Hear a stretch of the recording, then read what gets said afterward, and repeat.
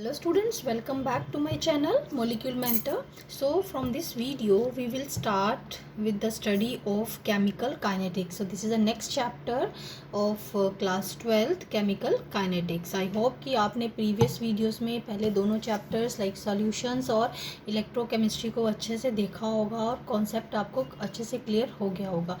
So now from this video we'll discuss about chemical kinetics. तो what is the meaning of chemical kinetics और हम इसमें क्या इस चैप्टर में हम क्या स्टडी करेंगे. बेसिकली ये चैप्टर जो है, इस चैप्टर में हम रिएक्शन रेट्स के बारे में स्टडी करेंगे.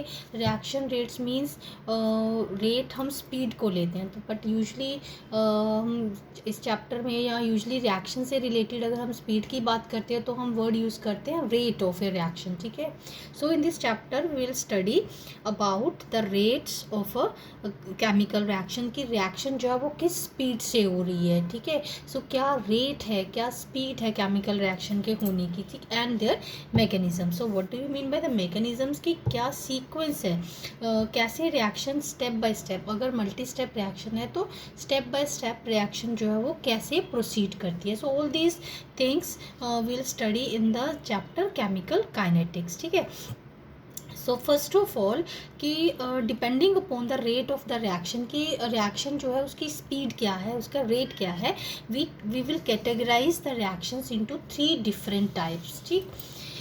सो कुछ रिएक्शंस जो होती हैं they are very very fast और we can say they are instantaneous reactions. So जो इंस्टेंटेनियस रिएक्शंस हैं which are very very fast, कि जैसे ही आपने दोनों रिएक्टेंट्स को मिक्स किया वैसे ही प्रोडक्ट्स बन गए. So these reaction they are so fast that they occur as soon as the reactants they are mix. ठीक है. जैसे आपने रिएक्टेंट्स को मिक्स किया इन you can say in a fraction of seconds the products they are formed. For example अब इस category में अगर हम एग्जांपल्स देखें कि जैसे आप सिल्वर नाइट्रेट का सोल्यूशन मिक्स करते हो सोडियम क्लोराइड में, जैसे ही ये दोनों सोल्यूशंस को हम मिक्स करते हैं silver chloride that is formed. So immediately white PPTs they are formed. So white PPTs एकदम से हमें observe हो जाते हैं. So these they come under the category of very fast reactions or you can say instantaneous reactions. So next पहले इसी की examples देख लेते हैं हम.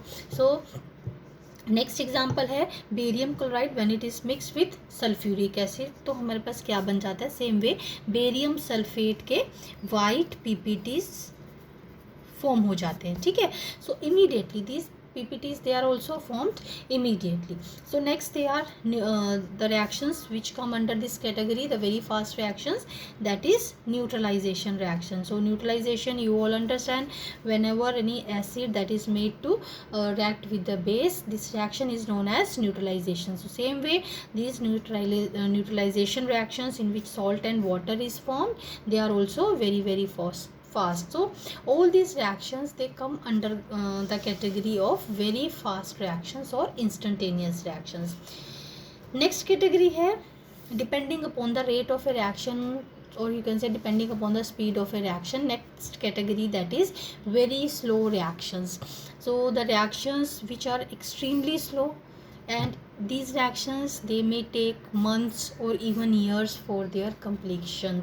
ये रिएक्शन जो हैं वो इतनी स्लो हैं कि उनकी कंप्लीशन में मे बी मंथ्स लग जाएं आपको और ईयर्स लग जाएं. So that's why we use to say they are very slow reactions. For example अगर हमारे पास H2 है, O2 है एट रूम टेम्परेचर. ठीक है. And formation of water, that is also a very very slow reaction. Next reaction you all are familiar with rusting of iron. So that is also very slow reaction. So that occurs very very slow. Next is the next reaction which comes under this category, that carbon monoxide when it is made to react with hydrogen to form methanol but at room temperature. ठीक है. Room temperature पे ये reaction जो है बहुत ही slow है. सो all these are the reactions which are very very fast. These are the reactions which are very slow, may take months or years for their completion. Next category that is moderate reactions. ठीक है, moderate reactions ऐसी reactions हैं which are you can say which occur at moderate speed, ना तो बहुत slow हैं ना ही बहुत fast reactions हैं, and their speed or their rates they can be easily measured. तो अब इस रिएक्शन में एग्जांपल्स हैं हमारे पास. फॉर एग्जांपल डीकम्पोजिशन रिएक्शन है H2O2 की हाइड्रोजन पर ऑक्साइड की to form water and oxygen. Same way decomposition of N2O5 to form N2O4 and oxygen, and the reaction between carbon monoxide and NO2 to form NO and carbon dioxide. Next reaction under this category that is ester hydrolysis. और ये esters जो होते हैं, esters की hydrolysis in the presence of a base to form salt of carboxylic acid and alcohol और ethyl alcohol. Then depending upon कि कौन सी alcohol form हो रही है, तो डिपेंडिंग कि आपने कौन सा एस्टर यूज़ किया, ये हम जब ऑर्गेनिक केमिस्ट्री पढ़ेंगे तो इसकी बड़े अच्छे से इसको डिटेल में मैं आपको समझाऊंगी. Then next is the inversion of cane sugar. Cane sugar that is a disaccharide C12H22O11 water that gives C6H12, one molecule of glucose and one molecule of fructose. So these are some of the reactions जो मैंने आपके लिए लिखी हैं which come under the category of moderate reactions. So पूरे like हम chemical kinetics में where we are going to deal with the speed of the reactions or the rates of the reactions which are very very fast, the reactions which are very very slow. So in reactions को हम इस chapter में study नहीं करेंगे, यानी कि जो reaction that becomes difficult to study the rate of a reactions when it is very very fast or when it is very slow. So it is to like very slow reactions, like they are time consuming also because years लग रहे हैं, months लग रहे हैं. ठीक है, you don't know कि ये reaction जो है वो कब complete होगी. So moderate reactions, so main focus जो है इस chapter में हम किस पे करेंगे, the reactions which are neither too fast nor too slow. ठीक है, और we can say we'll focus on the moderate reactions or the reactions with moderate rate. ठीक है, so I hope कि ये basics तो थोड़ा आपको clear हो गया होगा कि हम इस chapter में study करेंगे क्या. ठीक, अब next देखिए कि why do we study the chemical kinetics. अब हम केमिकल काइनेटिक्स स्टडी कर रहे हैं, क्या रीजंस हैं कि हम केमिकल काइनेटिक्स को स्टडी करें, क्या इसका पर्पस है, इसके पीछे ऑब्जेक्टिव क्या है. So first is to determine the rate of a particular reaction under specified conditions. कि एक स्पेसिफाइड कंडीशंस के अंडर एक पर्टिकुलर रिएक्शन जो है वो किस स्पीड से प्रोसीड करती है. हम इसको क्यों स्टडी करें, या इसका हमारे पास क्या यूज़फुलनेस क्या है इसकी, अगर हम रेट स्टडी करते हैं. ठीक है, तो कैसे यूज़ कर सकते हैं हम इसको. सो इन इंडस्ट्रीज, ठीक है, as the conditions for maximum yield of industrial product that can be ascertained. So इसको एक रिएक्शन को पूरा डिटेल में स्टडी करके अंडर स्पेसिफाइड कंडीशंस कि कैसे रिएक्शन जो है वो प्रोसीड करती है. सो हम इस चीज़ को, इस कॉन्सेप्ट को हम इंडस्ट्रीज़ में यूज़ कर सकते हैं for the maximum yield of the products. ठीक है, नेक्स्ट है to predict the mechanism of the reaction. अब प्रिडिक्ट करना है मैकेनिज्म, क्या मैकेनिज्म इनटू से, जैसे मैंने अभी आपको बताया कि what are the main steps which occur for the formation of the final products. ठीक है, so intelligent guess regarding various elementary processes या elementary steps हम उनको बोलते हैं. like सपोज हम A to D बना रहे हैं. ठीक है, अब A to D बना रहे हैं तो मान लीजिए पहले A कन्वर्ट होता है B में, फिर B कन्वर्ट होता है C में. ठीक है, फिर C जा कर के कन्वर्ट हो रहा है D में. सो ये तो हो गई हमारे पास ओवरऑल रिएक्शन, और ये हो गए स्टेप 1, स्टेप 2, स्टेप 3 की 3 स्टेप्स में ये रिएक्शन हुई है, तब जा कर के ये वाला प्रोडक्ट जो हमारे पास बना है. तो हर स्टेप को हम क्या बोल देते हैं, elementary step, or you can say each step of a complex reaction that is known as a elementary step. ठीक है, सो ये है 2 रीजंस कि हम केमिकल काइनेटिक्स को why do we study the, और what is the reason behind, कि why reason behind studying you can say the chemical kinetics, की क्या रीज़न है कि हम केमिकल काइनेटिक्स को क्यों स्टडी कर रहे हैं, ठीक है. Next the important part of the chapter now that is going to start, that is the rate of a chemical reaction. The progress of a chemical reaction that is monitored by measuring the concentration of reactants and products. So this is very very important. अब suppose हमने किसी चीज़ की speed को major करना है, ठीक है. अब स्पीड को मेजर करने के लिए हमारे पास लैब में ऐसा कोई इंस्ट्रूमेंट नहीं है कि बीकर में हमारे पास कोई या किसी कंटेनर में कोई रिएक्शन हो रही है और हमने जो है वो यहाँ पर इंस्ट्रूमेंट डिप किया and we are getting the rate of a reaction. So ultimately हमें रिएक्शन का रेट कंसीडर नोट डाउन करने के लिए, कैलकुलेट करने के लिए हमारे पास दो ही चीज़ें हैं, एक तो है रिएक्टेंट और एक है प्रोडक्ट, ठीक है. और रिएक्टेंट का क्या है मेन हमारे पास, कंसंट्रेशन, ठीक है. अमाउंट, किस कंसंट्रेशन से जो रिएक्टेंट है वो कंज्यूम हो रहे हैं, किस रेट से, किस स्पीड से रिएक्टेंट जो है वो कंज्यूम हो रहे हैं, ठीक है. सो उनकी कंसंट्रेशन वेरी करेगी. सेम वे जो प्रोडक्ट की कंसंट्रेशन है विद द टाइम वो भी वेरी करेगी, ठीक है. तो इसी चीज़ को हमने बेस लेकर के हमने rate of the chemical reaction calculate करना है, ठीक है. So that's why here I have written the progress of a reaction, यानी कि रिएक्शन जो आगे बढ़ रही है उसको, और किस रेट से बढ़ रही है, किस स्पीड से बढ़ रही है, उसको हम कैसे मॉनिटर कर सकते हैं, by measuring the concentration of reactants and concentration of products with time, ठीक है. ये दोनों ही चीज़ें हैं और दोनों ही चीज़ों को हमने कंसीडर करके, ऑब्जर्व करके उनकी कंसंट्रेशंस को हम उसका रेट कैलकुलेट कर सकते हैं. नाउ फॉर एग्जाम्पल सपोज ये हमारे पास है reactant, let us consider a general reaction where the reactants they are used and the products they are being formed. So now the rate of the reaction that is either expressed in terms of reactants, in terms of concentration of reactants और in terms of concentration of products, ठीक है. अभी अब मैं आपको इसको proper detail में बताती हूँ.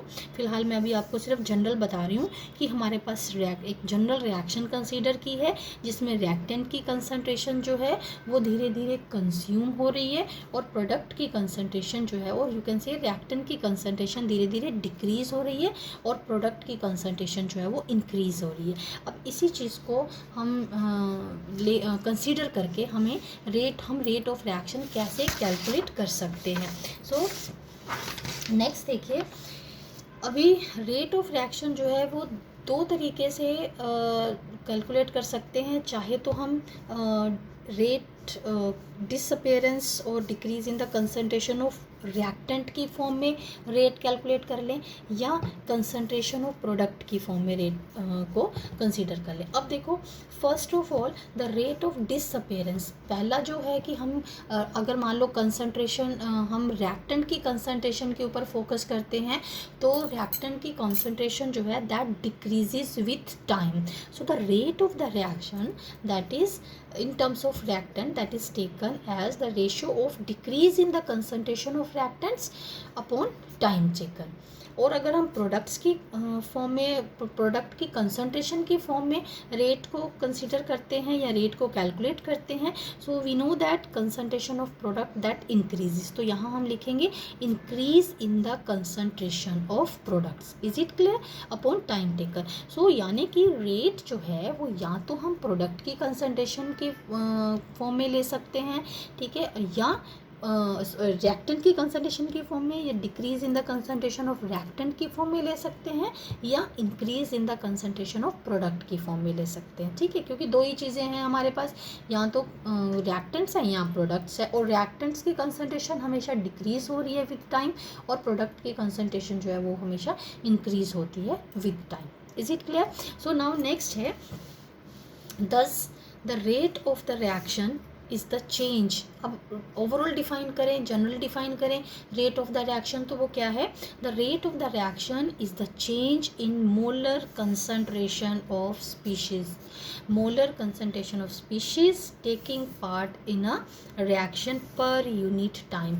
अब ये जो दोनों चीज़ें अभी मैंने बताई हैं, that in terms of reactant ले सकते हैं, इन टर्म्स ऑफ प्रोडक्ट ले सकते हैं, इन दोनों को क्लब करके जनरल स्टेटमेंट जो है that is the ratio, rate of the reaction is the ratio of change in the molar concentration of the species.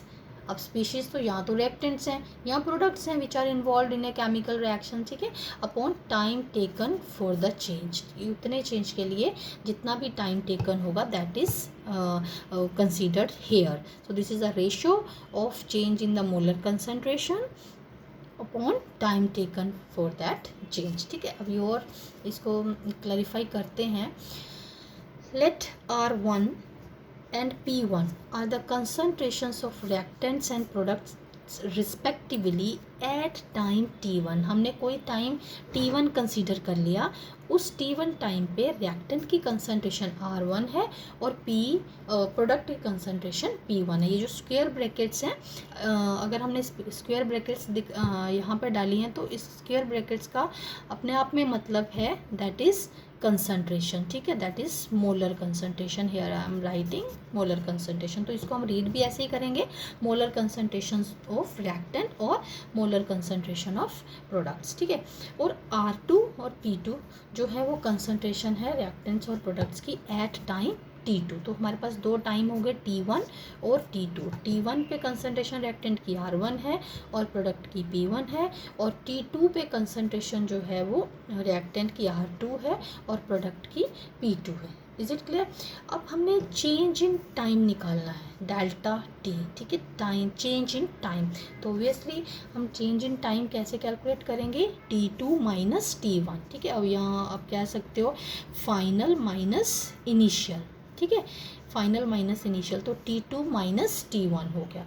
Same way हमने change in concentration of reactant और change in concentration of product निकालना है, क्योंकि देखो हमने definition में हमने यहाँ पर डिफाइन किया है चेंज इन मोलर कंसंट्रेशन, ठीक है, ऑफ रिएक्टेंट्स और प्रोडक्ट्स और upon time taken for that change. अब टाइम में कितना चेंज हुआ और कंसंट्रेशन में कितना चेंज हुआ, तो दोनों को सेपरेटली पहले कैलकुलेट करते हैं। तो delta R, same way R2 जो है वो फाइनल हो गई ना कंसंट्रेशन T2 टाइम पे, तो R2 माइनस R1 हो गई।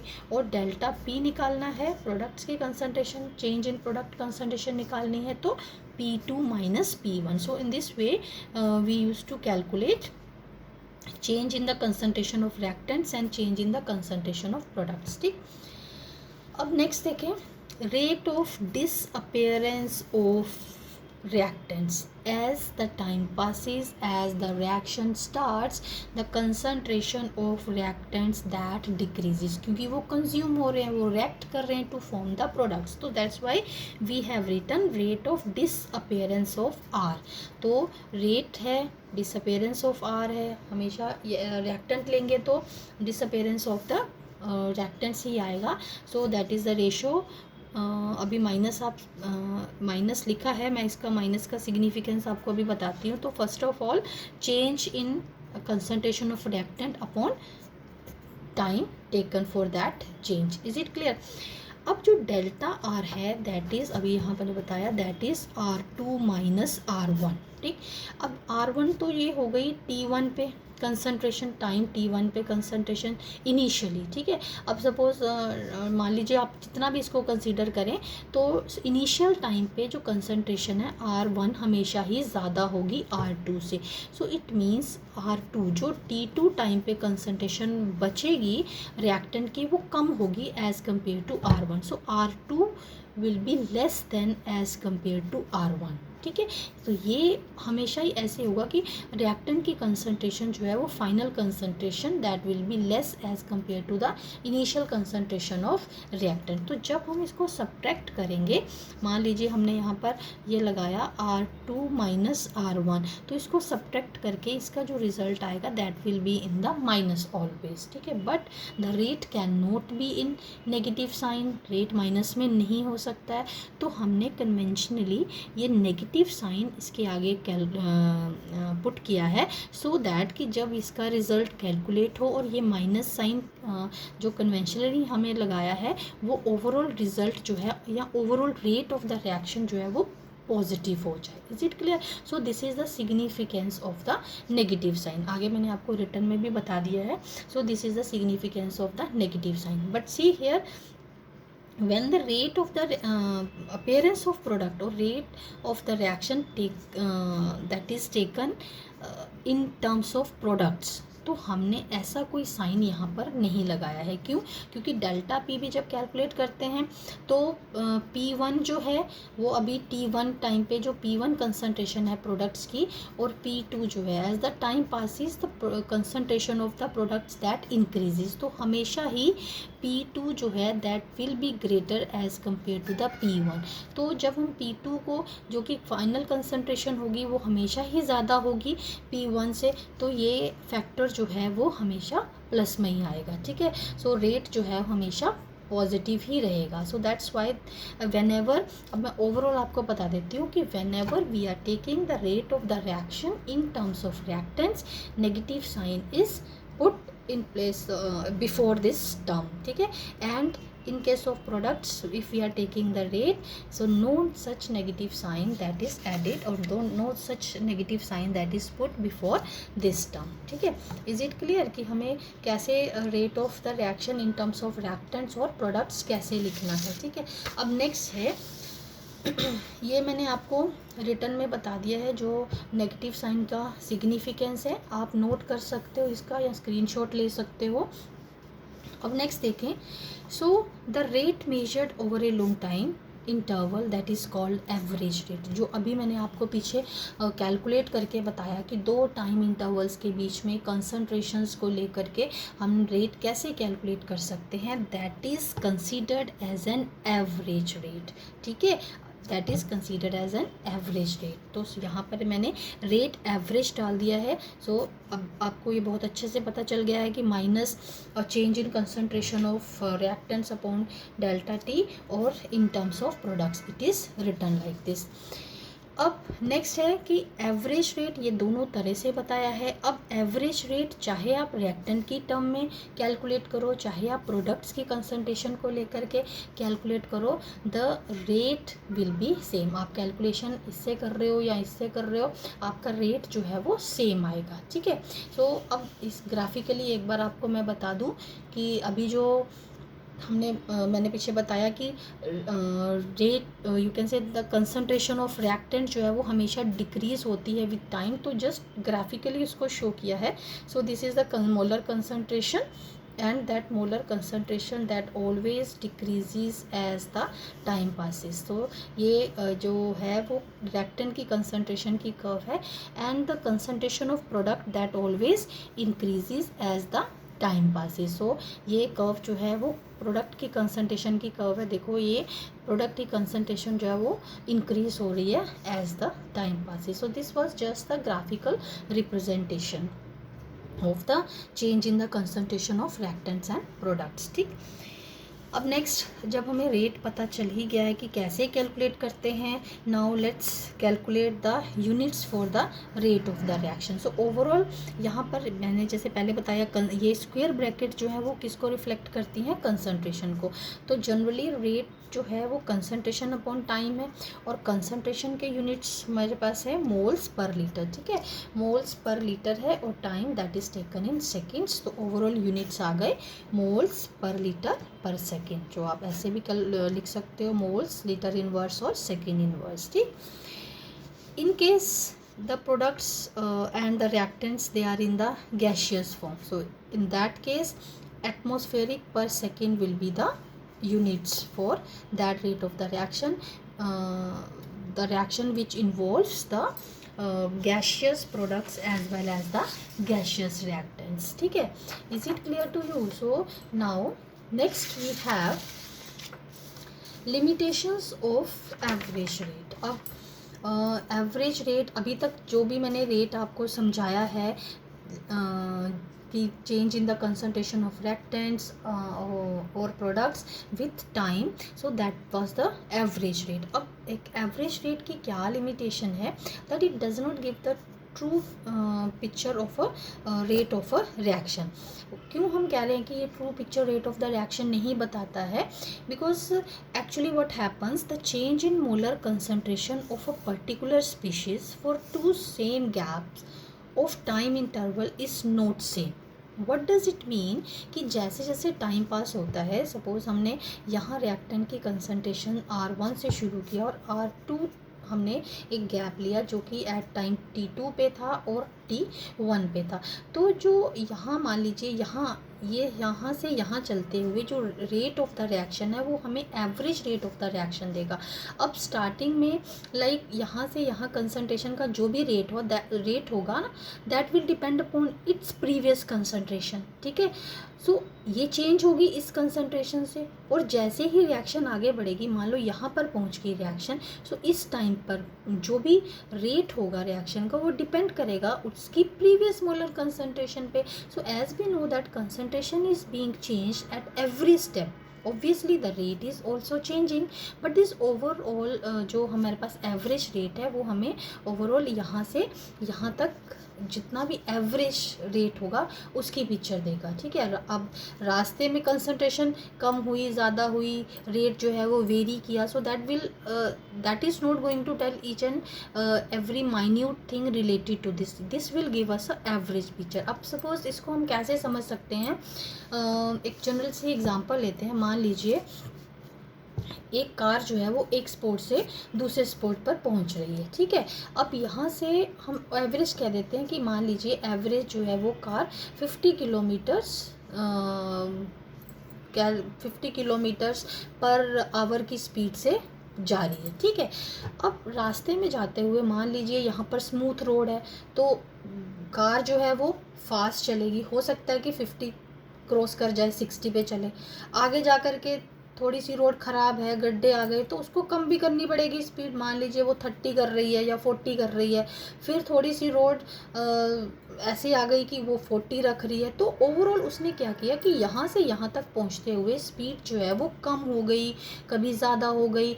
बट जो एवरेज दिया हमने, एवरेज जो अगर स्पीड लेंगे तो that is 50 kilometres per hour की स्पीड से चली. बट रास्ते में क्या हुआ उसकी पिक्चर हमें क्लियर नहीं होगी. तो सेम वे यहाँ पर जो अगर हम average rate of the reaction लेते हैं तो that will give us overall की एक टाइम T1 से लेकर T2 तक जाते हुए रिएक्शन में क्या रिएक्शन की स्पीड क्या रही, रिएक्शन का रेट क्या रहा. ठीक है, अब यहाँ पे आ जाएं, आप इसको नोट कर सकते हो. सो ये देखिए, actually the concentration in molar or you can say the change in the molar concentration of a particular species for two same gap of the time interval is not same. ये वही है जो अभी मैंने आपको यहाँ पर समझाया कि concentration जो है वो हर step पे change होती है. ठीक है, और rate of the reaction that depends upon its previous concentration. So it is because of the reason that change in the molar concentration is related to the actual molar concentration. Since the actual molar concentration changes with time, ये मतलब है कि अगर यहाँ भी पहुँच गए हैं तो ये वाला रेट जो है वो प्रीवियस कंसंट्रेशन पे डिपेंड नहीं करेगा कि जिससे हमने इनिशियली स्टार्ट किया था, वो उसकी प्रीवियस जो कंसंट्रेशन थी, वो जो एक्चुअल कंसंट्रेशन रह गई है उस टाइम पे, उस पे डिपेंड करेगा. ठीक है, so the actual molar concentration changes with time, therefore the change in molar concentration that also changes, and with this the rate of the reaction that also changes. So this is how we can say that average rate of the reaction that varies, or you can say average, what is the limitation of the average rate of the reaction. ठीक है, because it does not give us a true picture for the rate of the reaction. So that's all for this lecture. In the next video, in the next lecture, we will study about instantaneous rate of a reaction. Because if limitation है average rate of reaction की, तो हमारे पास और next कौन सा rate of reaction है जो हमें एक ट्रू पिक्चर देता है रेट ऑफ द रिएक्शन की. तो आने वाले वीडियोस को आप आप सीरियसली और एक सीरीज़ में देखते रहिए. Will complete this chapter